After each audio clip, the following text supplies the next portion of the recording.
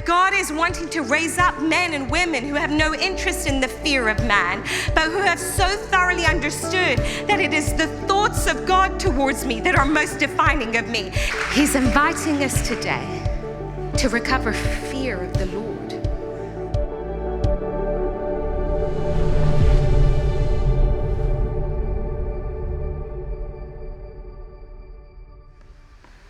Let's read 1 Samuel 3 together. Now the boy Samuel was ministering to the Lord in the presence of Eli. And the word of the Lord was rare in those days. There was no frequent vision. At that time, Eli, whose eyesight had begun to grow dim so that he could not see, was lying down in his own place. The lamp of God had not yet gone out, and Samuel was lying down in the temple of the Lord where the ark of God was. Then the Lord called Samuel, and he said, "Here I am," and ran to Eli and said, "Here I am, for you called me." But he said, "I did not call. Lie down again." So he went and lay down. And the Lord called again, "Samuel." And Samuel arose and went to Eli and said, "Here I am, for you called me." But he said, "I did not call, my son. Lie down again." Now Samuel did not yet know the Lord, and the word of the Lord had not yet been revealed to him. And the Lord called Samuel again the third time. And he arose and went to Eli and said, "Here I am, for you called me." Then Eli perceived that the Lord was calling the boy. Therefore Eli said to Samuel, "Go, lie down, and if he calls you, you shall say, 'Speak, Lord, for your servant hears.'" Why don't we just say that together? Speak, Lord, for your servant hears. So Samuel went and lay down in his place. And the Lord came and stood, calling as at other times, "Samuel, Samuel." And Samuel said, "Speak, for your servant hears." Then the Lord said to Samuel, "Behold, I am about to do a thing in Israel at which the two ears of everyone who hears it will tingle. On that day I will fulfill against Eli all that I have spoken concerning his house from beginning to end. And I declare to him that I am about to punish his house forever for the iniquity that he knew, because his sons were blaspheming God and he did not restrain them. Therefore I swear to the house of Eli that the iniquity of Eli's house shall not be atoned for by sacrifice or offering forever." Samuel lay until morning, then he opened the doors of the house of the Lord, and Samuel was afraid to tell the vision to Eli. But Eli called Samuel and said, "Samuel, my son." And he said, "Here I am."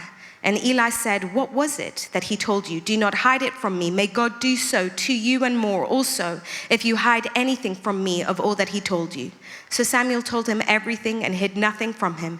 And he said, "It is the Lord. Let him do what seems good to him." And Samuel grew, and the Lord was with him, and let none of his words fall to the ground. And all Israel from Dan to Beersheba knew that Samuel was established as a prophet of the Lord.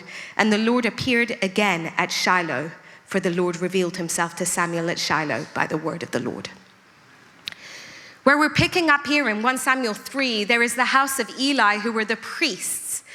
And Eli's sons, if you read the chapter preceding it, which we didn't have time to look at, but Eli's sons are thoroughly enjoying their VIP status as priests in the house of the Lord.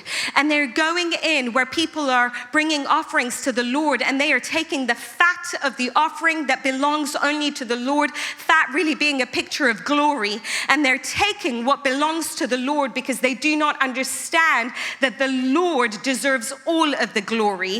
And we, as those who serve him, are not entitled to even the tiniest portion of the fat of the offering. And they treat lightly who the Lord is, and they start drinking the Kool-Aid of who they are. And God raises up a priest who is pure because he's not interested in priests thinking that they deserve the worship of others, but he is interested in raising up a priesthood that understands only the worship of the Lord. And I believe this passage is inviting us into a few things that if we really yield ourselves to, we will find ourselves walking in the greatest adventures with the Lord, because the Lord honors those who honor him. And the Lord seeks out people who he can trust with his secrets and with his miracles. And so I want to say to you, if you're hungry for the Lord today, this really is an invitation, I believe, from the Lord of a recovery of something that he has always intended for his people. And the first thing that I believe this passage invites us into as the people of God is a recovery of fear. Now, when we talk about fear, often we think of it as being afraid, but when you look at how Scripture uses fear, it's not simply talking about being afraid, but it's about whose influence you are most aware of and who you are most trying to impress. There is something about the person you most fear in the room becomes the person whose beliefs and thoughts most shape how you behave, right? If I'm most in awe, in fear of Julian in the room, then everything I do will be actually designed to impress Julian, to make him like me, to make him think well of me, right? That's what happens when you fear man. You start to design everything that you do with the approval of man in sight.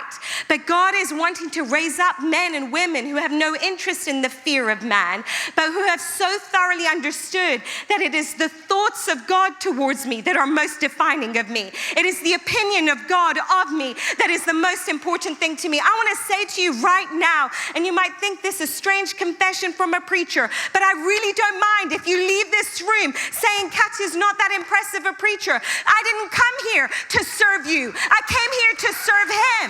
That's the reality of what we are called to. And I want to say, whether you're a preacher or whether you're a mom or whether you're a teacher or whether you're a CEO, whatever place of influence the Lord has given you, you are there primarily to serve him in the presence of others rather than to serve others in the presence of him. Where are you getting this from, Katia? Well, look at 3:1 again. The boy Samuel was ministering to the Lord in the presence of Eli. See, many of us who are ministers of the gospel, many of us who are Christians, we will say we are ministering to others in the presence of God. But there's something that God is wanting to bring of a realignment in the body where we understand, no, my primary call is not to minister to you. My primary call is to minister to him. You just happen to be the people who are witness to that. I'm ministering to him in the presence of you. I want to say, if we understand this, purity will be restored to the prophetic ministry. Because for too long in the body, prophetic ministers have got this the wrong way round. And we've been drawn into the needs of the people and the approval of the people and what the people will think. And we've become people who are primarily orientated to minister to people in the presence of God. And that means that our words slightly go awry, because if we understood that we were ministering first to him, then we would not release words that do not sound like him. We would not release words that do not reflect his heart. We would not release words that do not delight him, because we would understand our mandate first is to minister to him. He's inviting us today to recover fear of the Lord.